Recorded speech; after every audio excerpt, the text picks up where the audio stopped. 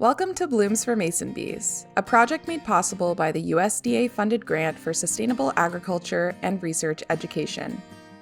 Mason bees are gentle creatures and powerful pollinators native to North America, playing an integral part in natural, agricultural, and urban ecosystems. Currently, no spring blooming seed mix has been developed for pollinators in the Midwestern region. This project changes that. The Osmia Bee Company, a family-owned Ohio business, has deployed native bees and shelters around the state to research and analyze pollen collected by local bees. This tells us which flowering plants native bees are using to survive and reproduce so we can plant more of them. With the help of Ohio Prairie Nursery, we are developing a seed mix of annual and perennial plants that can be used by farmers, orchardists, students, anyone interested in supporting and conserving native bees.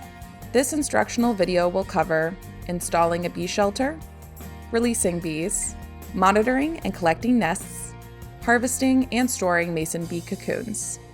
Participants in the Blooms for Mason Bees project received this kit in the mail: 2 bee emergence tubes filled with mason bee cocoons shipped with an ice pack, a bee shelter loaded with nesting reeds, wooden dowels, and a 3-inch cardboard cylinder that holds the bee emergence tube, extra nesting reeds, a J-hook, a shipping envelope with a prepaid return label to Penn State University, blue Bee Safe mesh bag for storing completed nests, Sharpie marker, and green mesh cover to protect nests from predators. This low-cost bee shelter was designed and developed by entomologist Natalie Boyle. DIY instructions for the shelter are linked below, and it's also available for purchase at osmiabee.com.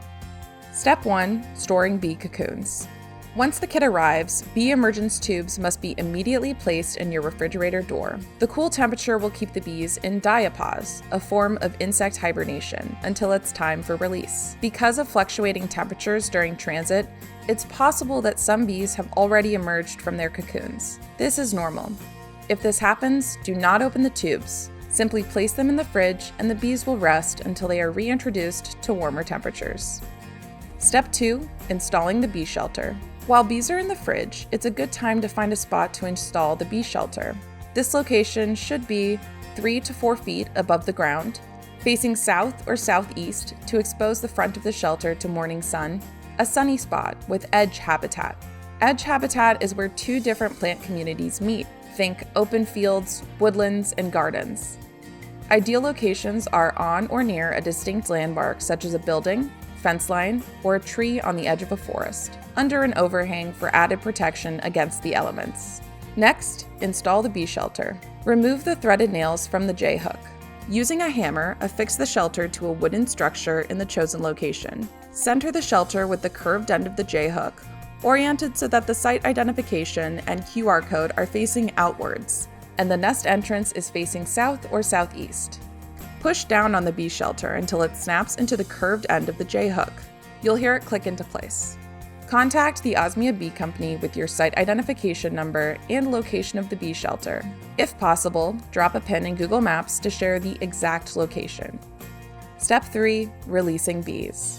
At this point, bees are resting in the comfort of your refrigerator door. To ensure the bees are ready for release, follow these steps. 1. Routinely check the 10-day weather forecast daily and assess local floral resources. 2. Bees will be ready for release when daily high temperatures are consistently above 55 degrees Fahrenheit, and there are blooms on the earliest flowering trees like maple, willow, crabapple, and cherry. Don't be concerned if evening temperatures drop to the low 30s. 3. Once the weather is right, it's time to acclimate the bees. Remove 1 bee emergence tube from the fridge 24 to 48 hours before releasing bees. The second tube will be used later. Leave the selected tube closed, undisturbed, at room temperature, and out of direct sunlight so the bees have time to gradually warm up. 4. 1 to 2 days later, it's time for release number 1. Place the emergence tube into the shelter inside the cardboard cylinder. Then, remove the outer cap so the bees can exit. It's normal if some bees have already hatched. 5. 2 weeks later, you will do this again for release number 2. Repeat steps 3 and 4 with the remaining bee emergence tube. Step 4. Monitoring bee activity and collecting nests.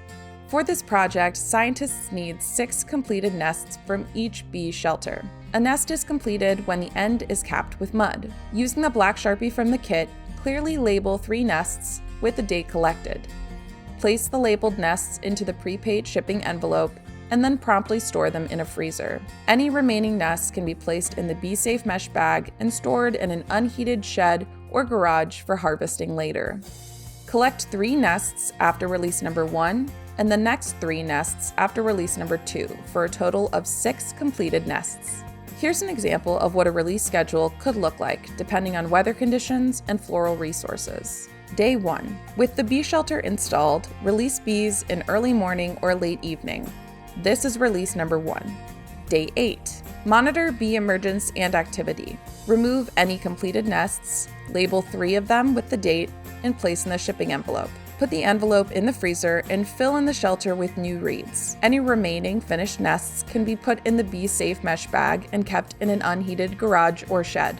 Day 13. Prepare for release number 2 by acclimating bees in the remaining emergence tube. Day 15. Continue monitoring bee activity and collecting completed nests. Perform release number 2 with the remaining bees. Day 22. Following the same steps as before, collect and label 3 completed nests from release number 2. If you've been unable to collect 6 completed nests, visit the shelter again in 1 week and collect all nests, even if they're not complete. After collecting and freezing the completed nests, simply seal and send the prepaid mailing envelope through the mail. The envelope will arrive at the Honey and Pollen Diagnostics Lab at Penn State, where scientists at the Center for Pollinator Research will examine the pollen inside the collected nests to determine the different flowering plant species that were collected by bees. Development of the customer springtime seed mix is informed and supported by this research. And that's it. Supporting the native bee population and your local ecosystem really is that easy. If you wish to keep the extra nests and bee shelter, we recommend watching the Osmia Bee Company's harvesting video to learn how to prepare the cocoons for next season and continue growing the bee population. If you no longer want these items, contact the Osmia Bee Company for a prepaid shipping label so that we may reuse them and keep materials out of the ocean and landfills. Though Blooms for Mason Bees is a limited time project, the results will benefit native bee populations for generations. For more information on how to raise native bees on your farm, at your school, or in your own backyard, visit us at osmiabee.com to see our bee raising kits. For updates on this project, subscribe to the Osmia Bee Company newsletter and follow us on social media.